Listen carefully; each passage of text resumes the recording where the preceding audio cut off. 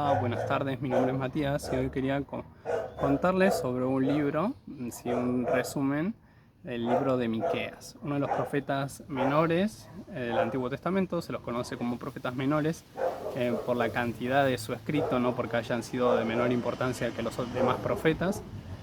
Y si hablamos de Miqueas, ya en el inicio del libro se nos habla más o menos la época en que él está, en la cual es el 800 a.C.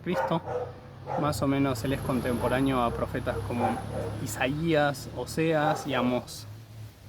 Él proviene, como dice acá, de Moresed o Moseret, depende de las traducciones, que era una zona que estaba a 40 kilómetros al suroeste de Jerusalén, o sea, cerca de la capital del Reino del Sur. Entendamos que en los tiempos de Miqueas, Israel se divide en dos: el Reino del Norte y el Reino del Sur. En el Reino del Sur Judá, en el Reino del Norte la mayoría de las demás tribus de Israel, ¿no? A él le toca el sur y él va a dar su mensaje. Él estaba en una zona que se conocía como Cefelá, que era una zona fértil, de montes bajos, cerca de lo que era la costera del Mediterráneo, del mar Mediterráneo, ¿no? ¿Qué influye esto? Bueno, que él estaba apartado del pueblo, de las dinámicas políticas, religiosas y todo eso, pero él conocía sobre la palabra de Dios. Entonces él va a dar su mensaje, Dios le va a hablar y le va a decir qué tiene que decir en contra de cómo se está comportando el pueblo de Israel. Si quisiéramos dividir el libro en una estructura, se puede hacer en tres partes. La primera parte es el juicio de Dios contra Israel y contra Judá. Eso va del capítulo 1 al capítulo 3. Del capítulo 4 al capítulo 5, la manifestación del reinado universal de Dios. Y ya al final, el capítulo 6 y 7, la corrupción del pueblo y la misericordia divina, ¿no? La misericordia de Dios. Estas tres partes. En la primera parte inicia con un lamento sobre Jerusalén y Samaria por los pecados, ¿no?, que han cometido. Y se nos dice que al final de ese capítulo que sus hijos les van a ser arrebatados. ¿Qué quiere decir esto? Que van a haber consecuencias de los pecados. Y en relación al lamento de Samaria y demás, en el sentido de que Samaria nace como una mezcla de lo que serían los judíos con gente que no es judía. Entonces ellos los veían como impuros. También entender que cuando se divide el reino en el reino del norte y el reino del sur, en el sur está el templo de Jerusalén y en el norte no tienen nada. Entonces al rey que queda al norte se le ocurre una idea y es hacer baales, o sea, hacer estatuas de oro para que vayan a adorarlas, ¿no? Y este es otro pecado más que cometen. Ya si empezamos en el capítulo 2, vamos a ver que se inicia con la gente que tiene poder y le arrebata sus terrenos, sus propiedades a las que no tienen poder, ¿no? Después, si vamos los versículos 6 al 11 en el capítulo 2, vamos a ver cómo desprecian las palabras de Miqueas, no lo ven como profecía. También vamos a ver cómo es que confían en sus fuerzas, cómo echan a las viudas, cómo desprecian a los niños, lo cual vaya todo en contra de lo que Dios ha dicho en cuanto a que hay que cuidar a los desamparados. También, si seguimos, vemos que ellos ven como profeta, o Dios dice esto, ¿no? Ustedes, si viene alguien anunciándoles vino y cerveza, lo van a ver como profeta. O sea, algo que ellos consideran bueno, pero no es bueno. Y esta es nuestra realidad actual también. Si hay alguien que anuncia algo malo por los pecados que está cometiendo la gente, se lo va a ver mal. Pero si hay alguien que anuncia algo bueno, a ese lo van a ver como profeta. Ya si continuamos en el capítulo 2 al final, se muestra que va a haber un remanente pastoreado por Dios. Un remanente va a decir gente que no se contaminó, que Dios va a reunir. Esto es lo que está mostrando. Ya en el capítulo 3 se nos dice claramente que la gente está odiando el bien y está amando el mal. Algo que también pasa en nuestras épocas. En el versículo 5 se nos habla de los profetas que profetizan cosas buenas, profetizan paz cuando tienen el estómago lleno, pero cuando no tienen el estómago lleno anuncian guerra. O sea, son profetas que van a pago, a conveniencia. En el versículo 8 se nos muestra que Miqueas no es igual que ellos, versículo 8 del capítulo 3. Lo voy a leer, dice...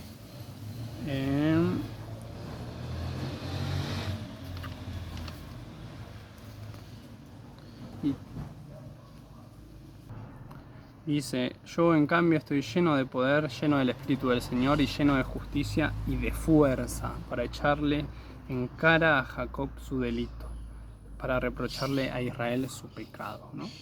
Así estaba Miqueas, en contraposición a lo que eran estos otros profetas, que eran falsos profetas. Y ya lo último, en el capítulo 3, se expone todo el pecado que tiene el pueblo. Dice versículo 10, que edifican en Sión con sangre, en Jerusalén con injusticia. Edificar con sangre significa esto directamente, que mataban para obtener propiedades, lugares, posesiones. Edifican con sangre. Sus gobernantes juzgan por soborno, dinero, ¿no? Si seguimos, sus sacerdotes instruyen por paga, o sea que enseñaban si se les pagaba a los sacerdotes, y los profetas lo mismo, predicen cosas a cambio de dinero, como dice la escritura en el Nuevo Testamento, ¿no? La raíz de todos los males es el amor al dinero. Y este es un problema, amar el dinero, y este pueblo estaba corrompido de esta manera. Ya vemos el versículo 12, Dios dice que como se comportan así, ustedes serán, Sión será como un campo arado, Jerusalén quedará en ruinas y el monte del templo se volverá un matorral. O sea, está diciendo va a venir destrucción porque se están comportando mal. Ya en el capítulo 4 y en el capítulo 5 vemos un mensaje más de esperanza y de restauración, en el sentido de que ya en el primer versículo, los primeros, en el versículo 2 habla de que Dios les instruirá, o sea, Dios les va a enseñar a ellos. En el versículo 13 nos dice que van a dejar sus espadas, o sea, espadas que servían para la guerra, las van a cambiar por asadones y sus lanzas por hoces. ¿Qué quiere decir esto? Ya no va a haber guerra. Van a trabajar en sus tierras, van a estar en paz.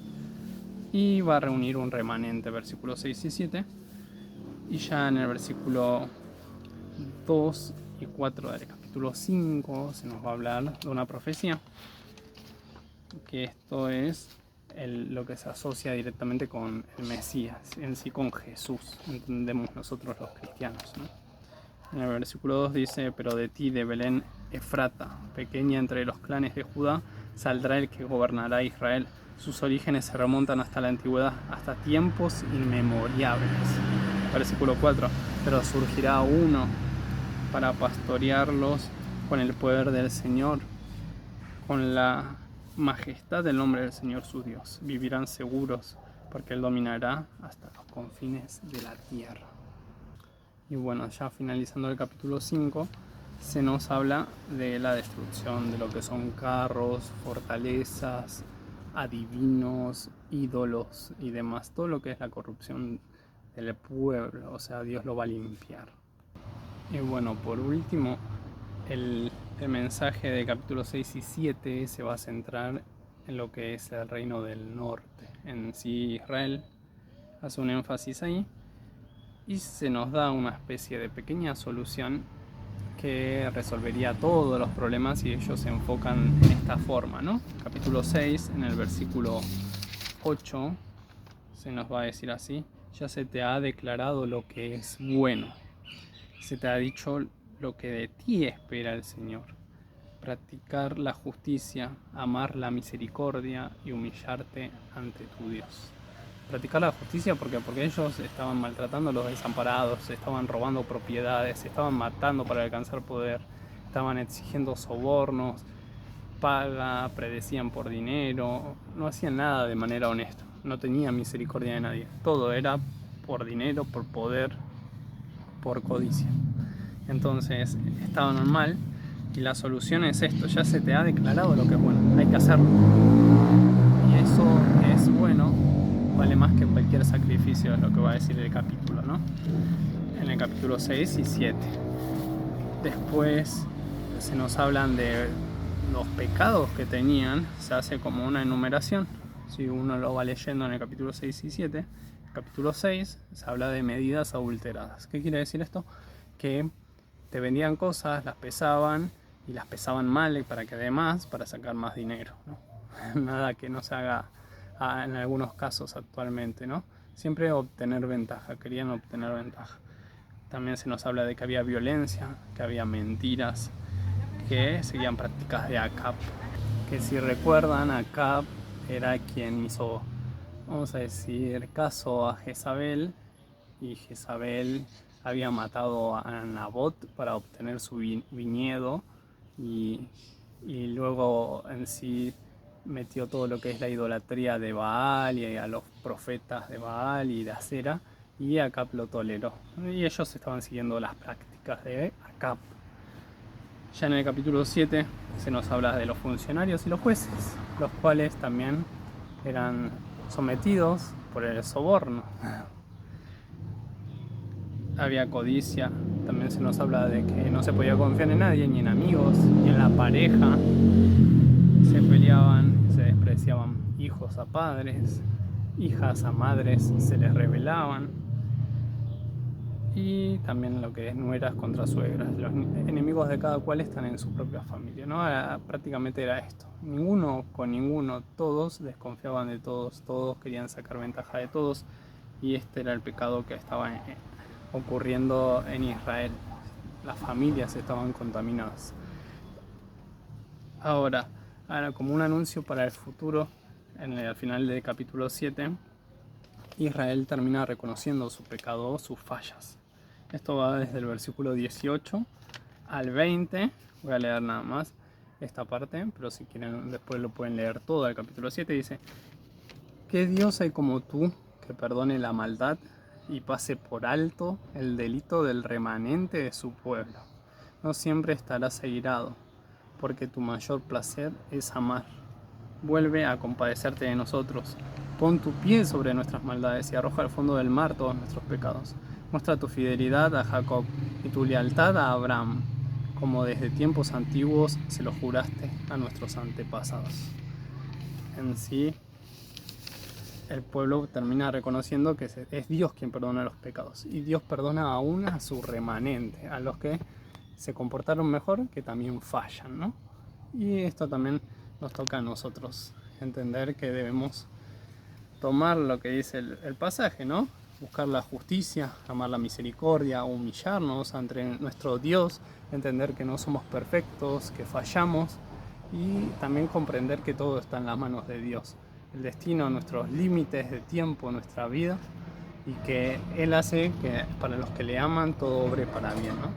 Y bueno, en sí este sería el mensaje, y ya cada uno, si quiere, puede profundizar en el libro de Miqueas, el cual es un libro corto, pero que tiene gran profundidad y te muestra cómo se puede corromper una sociedad que no le presta atención y que no quiere ayudar a nadie, una sociedad que es egoísta, ¿no?